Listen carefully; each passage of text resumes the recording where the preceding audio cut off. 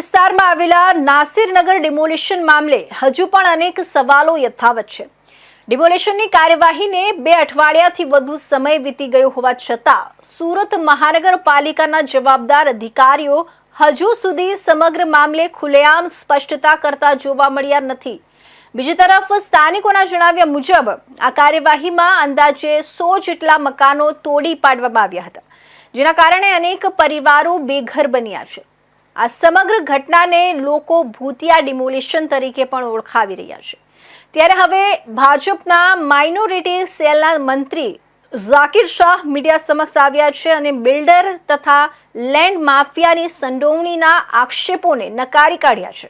નાસિરનગર demolition બાદથી અસરગ્રસ્ત પરિવારોની મુશ્કેલીઓ યથાવત જોવા મળી રહી છે। સ્થાનિકોના જણાવ્યા અનુસાર અંદાજે 100 જેટલા મકાનો જમીનદોસ્ત કરવામાં આવ્યા હતા, જેના કારણે વર્ષોથી અહીં વસવાટ કરતા પરિવારો પળવારમાં પોતાના આશિયાનાથી વંચિત થઈ ગયા હતા। અનેક પરિવારો આજે પણ ખુલ્લા આકાશ નીચે અથવા અન્ય સ્થળોએ આશ્રય લેવા મજબૂર બન્યા છે। ડિમોલિશન બાદ સૌથી મોટો પ્રશ્ન એ ઊભો થયો હતો કે આખરે આ કાર્યવાહી માટે જવાબદાર કોણ હશે, કારણ કે કાર્યવાહી પૂર્ણ થયા બાદ કોઈ અધિકારી ખુલ્લેઆમ મીડિયા સમક્ષ આવીને સમગ્ર ઘટનાક્રમ અંગે સ્પષ્ટતા કરતો જોવા મળ્યો નથી, જેના કારણે સ્થાનિકોમાં અનેક પ્રકારની અટકણો અને ચર્ચાઓ શરૂ થઈ હતી। લોકોમાં તો આ ઘટનાને ભૂતિયા ડિમોલિશન તરીકે પણ ઓળખ આપવામાં આવી રહી છે, કારણ કે કાર્યવાહી થઈ ગઈ પરંતુ તેની પાછળનું સ્પષ્ટ કારણ હજુ સુધી જાહેર કરવામાં આવ્યું નથી। આ દરમિયાન ભાજપના માઇનોરિટી સેલના મંત્રી ઝાકીર શાહ મીડિયા સમક્ષ આવ્યા હતા।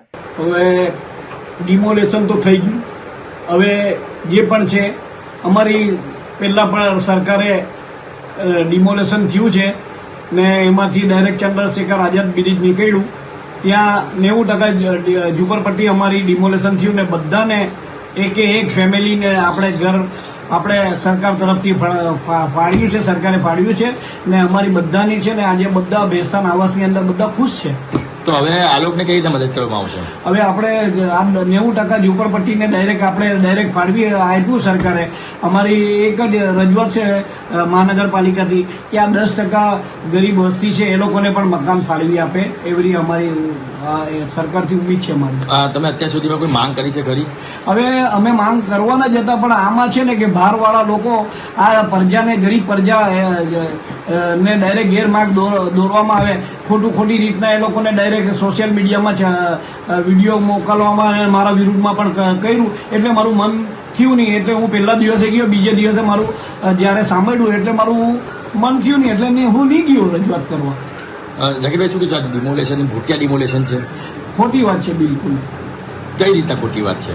ખોટી વાત એટલે છે કે ભાઈ કોર્પોરેશનનું જે પણ રોડ હતું, આપણે ને કોર્પોરેશન જે એમનું રોડ હતું જ્યારે 1980થી ડાયરેક્ટ આપણે આ રોડ છે ત્યાંથી ઠરાવ થયેલો છે 1980થી ને અત્યારથી અમે વર્ષોથી રહેતા આવ્યા છે ને અમે સરકારે અત્યાર સુધી અમને બહુ સારી રીતના સુવિધા પણ આપી, રોડ, રસ્તા, લાઇટ, બધી દરેક વસ્તુની સુવિધા આપી છે।